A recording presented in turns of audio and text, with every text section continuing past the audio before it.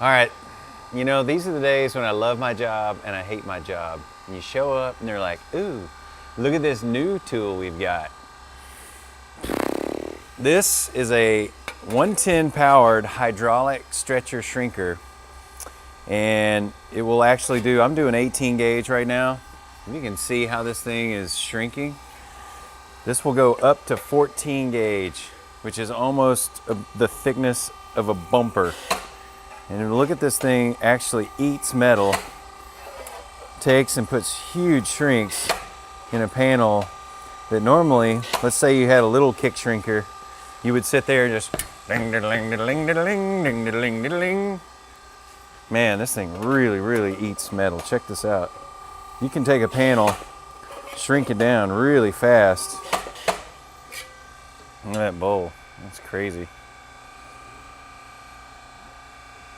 There's a lot of shrink.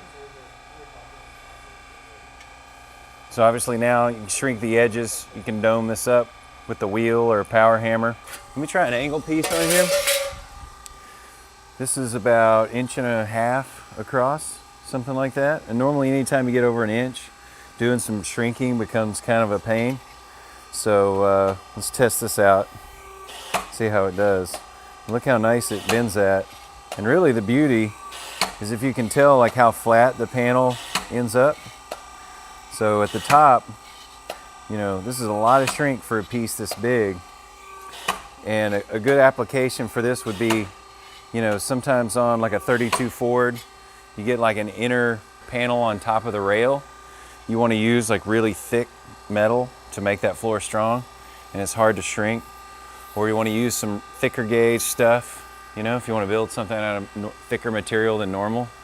I mean, it's laughing at, this is 18 gauge and it's just laughing at it. So it's got an adjustable top so you can go up and down, and it's actually pneumatically released, so it's got air pressure to let the thing come back up so it goes up fast, and it doesn't have a dual hydraulic, so it's really smooth and accurate.